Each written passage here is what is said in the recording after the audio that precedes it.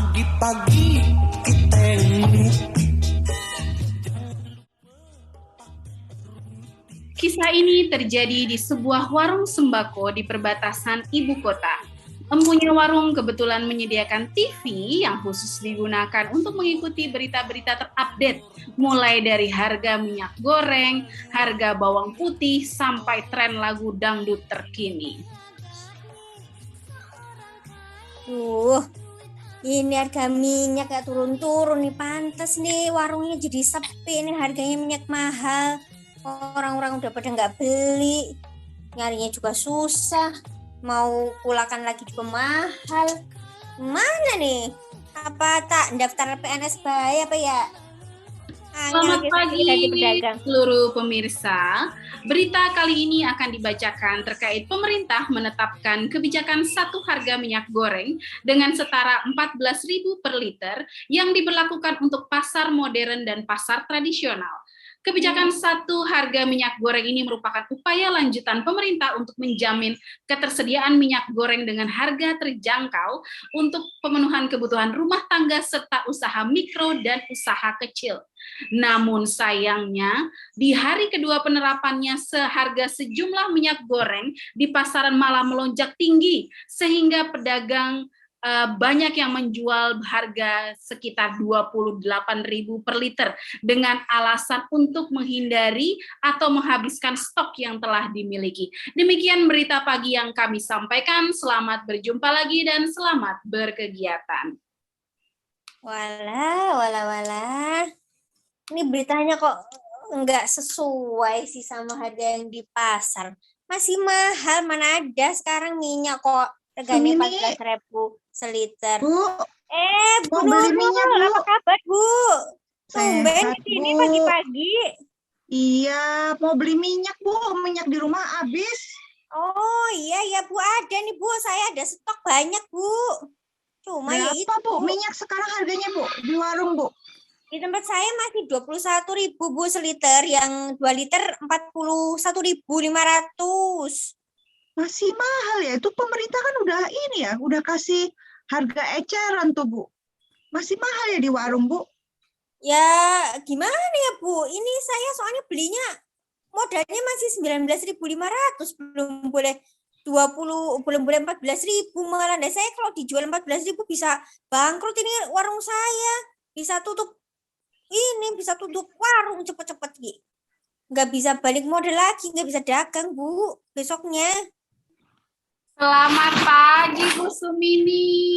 Oh ini nih Bu, kalau nggak salah ini Bu Nita yang di itu ya Bu ya, yang dari perdagangan ini ya Bu. Ini kebetulan kami mendatangi ini karena warung Bu Sumini ini lokasinya sebagai salah satu tempat yang tempat sidak ya, tempat kami melakukan evaluasi terkait permasalahan ini minyak goreng ini ya. Memang kami tuh paham sebenarnya dari Dirjen Perdagangan ini bahwa stok yang dimiliki oleh Ibu Sumini dan kawan-kawan gitu ya, memang harganya yang dipunya ini mahal. Tapi yang dipermasalahkan kan Bu Sumini bingung nih ya, bagaimana caranya supaya Bu Sumini dan kawan-kawan bisa dapat harga minyak goreng yang mungkin tadi dengar juga di berita ya, 14.000 ya Bu ya. Betul Bu. Jadi memang sebenarnya Bu Sumini yang perlu dilakukan adalah bisa meretur kepada pedagang yang lebih besar gitu. Jadi memang Ibu kan pasti, Bu Sumini ini pasti beli biasanya di agen yang lebih besar toh. Nah, iya. Di tempatnya Pak Bambang itu loh Bu, yang rumahnya di pojokan pengkolan itu. Oh, enggak ya Pak Bambang, nanti Ibu bisa mengembalikan ke Pak Bambang meretur dan kemudian nanti bisa dibantu oleh Pak Bambang untuk mendapatkan minyak goreng yang harganya sesuai ya 14.000 itu gitu. Jadi karena apa? Karena sebenarnya kami sudah mengeluarkan surat edaran ini gitu kan, supaya apa? Supaya ibu-ibu ini para pedagang bisa berjualan sesuai dengan HET, harga eceran tertinggi. Nah, jadi kami sudah membuat surat edaran, kalaupun mereka nggak menerima retur atau pengembalian misalnya nih ya Pak Bambang CS nih, nanti tuh Bu Sumini bisa melaporkan, nanti ada bagian kami di Dirjen Perdagangan yang membawahi itu. Jadi yang menerima laporan itu seperti itu. Oh, Bu Sumini. gitu. Ini Jadi kalau ada ada Pak Bambang, terus nggak dibalikin, itunya apa yang saya bisa jual murah, saya bisa lapor ke Ibu ya, Bu Nita ya? Iya, betul, betul sekali. Demikian. Bu Sumini udah tahu tuh ada kebijakan kayak gitu, Bu Sumini? Belum, Bu. Ini tadi saya baru lihat yang di TV tadi pagi tuh, Bu. Tapi ya belum ini. Karena saya juga kemarin masih belanja itu masih 19.500 liter. Itu masih larang, Bu. Barangnya longkos pisan, Bu. Nih, Bu Nita dari perdagangan, Bu. Kita kan sudah sama-sama berprogres ya, Bu Nita ya. Bahwa dulu kan persoalan kita mengalami produksi yang sampai 51 juta ton CPO, tapi memenuhi 5 juta ton aja kita setengah mati ya, Bu ya. Gara-gara ekspor kan gitu, Bu. Nah, sekarang kita udah punya kebijakan satu harga nih dari Kementerian Perdagangan, tapi nggak nyampe harganya. Kok malah barangnya hilang tuh gimana ya nih, Bu Dirjen nih? Jadi ini kan sebenarnya benang kusut ya, Bu, ya, yang harus diurai oleh Kementerian Perdagangan.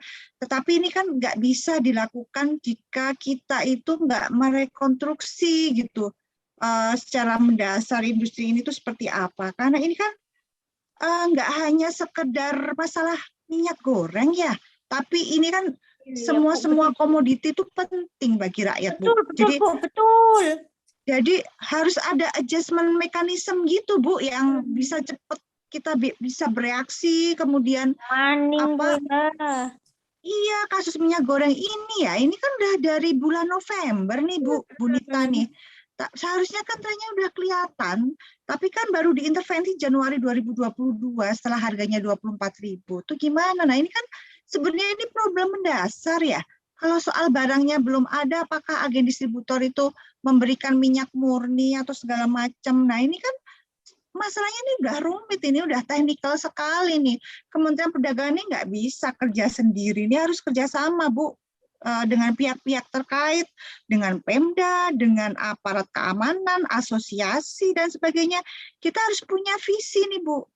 Kita harus punya mitigasi, punya roadmap yang jelas gitu, Bu. Bagaimana kita bisa mengatasi ini? Harga-harga ini udah melonjak, ini ibaratnya orang udah pada jatuh korban. Betul, Bu. Kita baru cari penyelesaiannya ya. Itu mitigasi ke depannya gimana nih? Nggak cukup. Betul. Kementerian Perdagangan nih, Bu Nita nih, Kementerian Keuangan. Betul, bisa nih, Bu.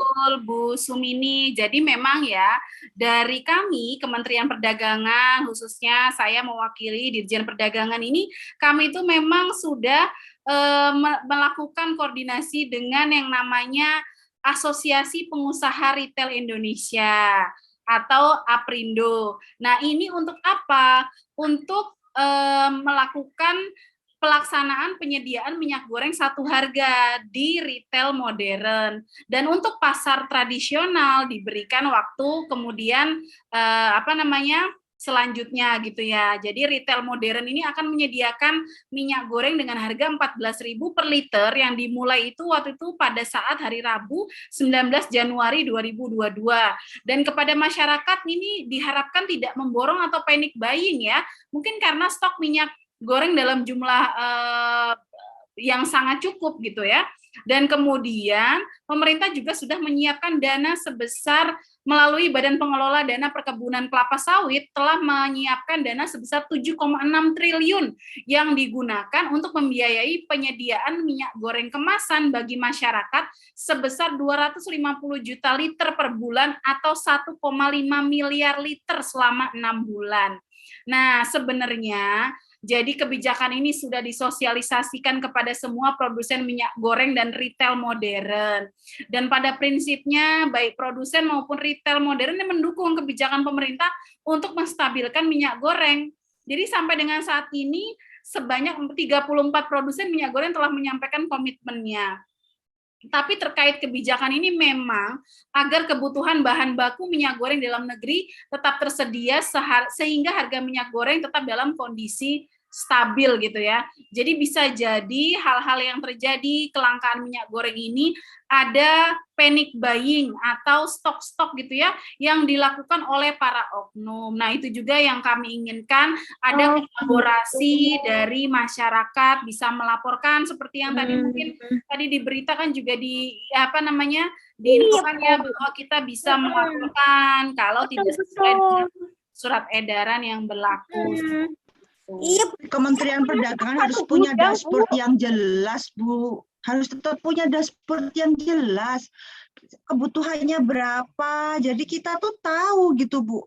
CPO-nya sekian di mana saja, pabrik minyak goreng di mana saja, setiap daerah kebutuhannya berapa. Jadi kita bisa tahu gitu, Bu. Seperti apa jelas gitu kenaikan demand, ada penurunan produksi. Jadi langsung ketahuan pergerakannya gitu, Bu. Kita harus punya early warning system seperti itu. Masalahnya kan ini udah teknikal banget nih. Kementerian Perdagangan kan harus kerja lebih keras gitu.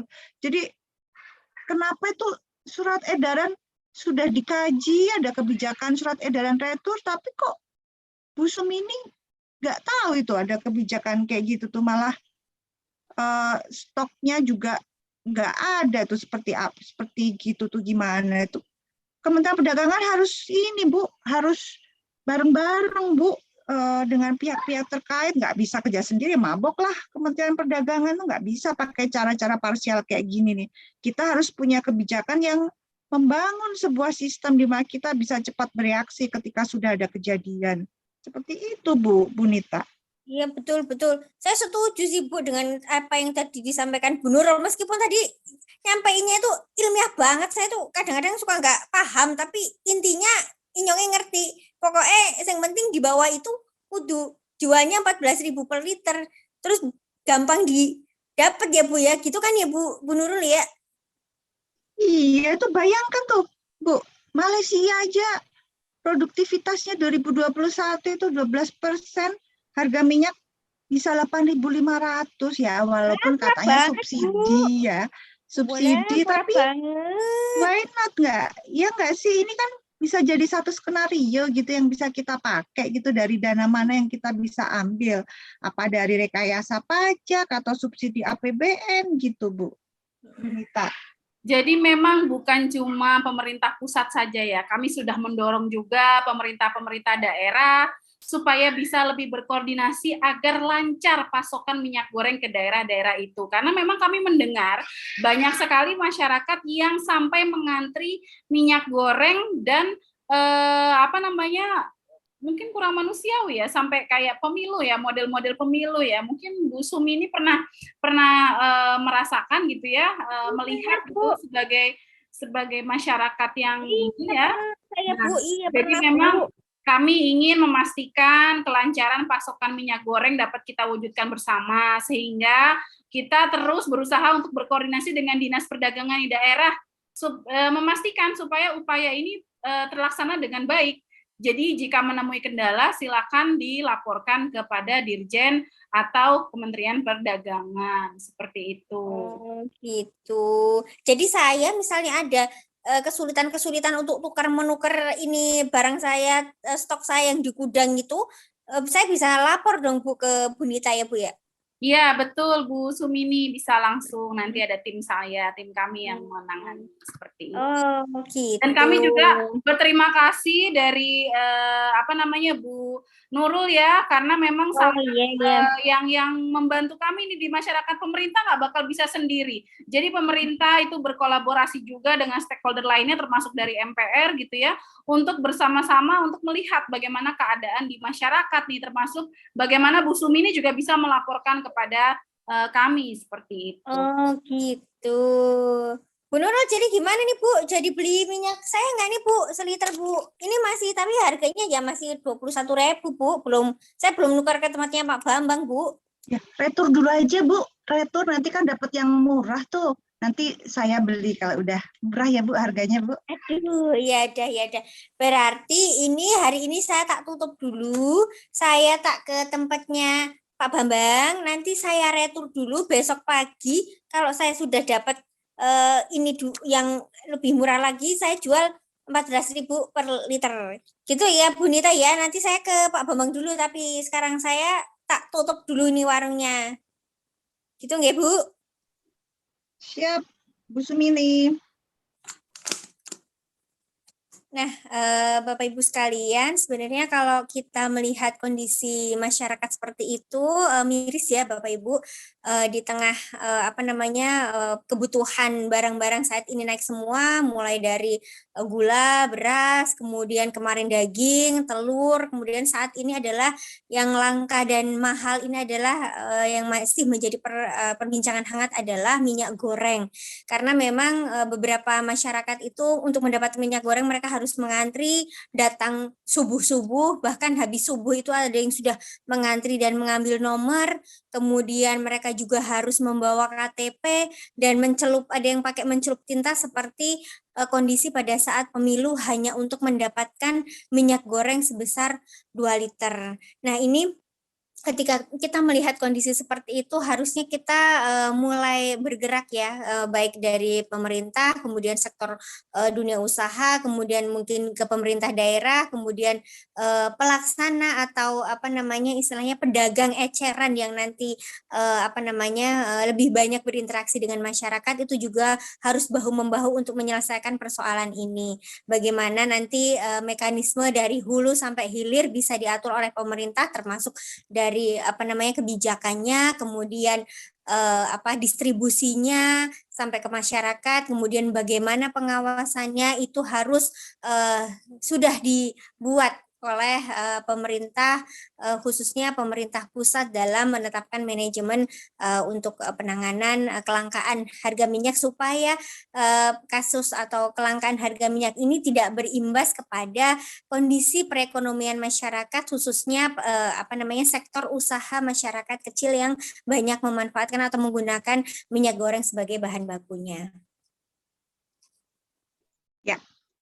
Ya, artinya kalau menyambung dari Mbak Anggin tadi, kasus yang kami angkat terkait isu kelangkaan minyak goreng ini, artinya kita bisa menggunakan teori implementasinya Meter Van Horen, seperti itu Bu. Jadi kita bisa mengambil kesimpulan bahwa isu terkait kelangkaan minyak goreng ini dibutuhkan semacam komunikasi antar organisasi terkait. Jadi harus kita semua bisa duduk bareng gitu ya. Artinya dengan adanya komunikasi antar berbagai pihak yang tadi sudah disebutkan, ada kejelasan dan konsistensi kebijakan serta keseragaman terhadap suatu standar dan tujuan kebijakan.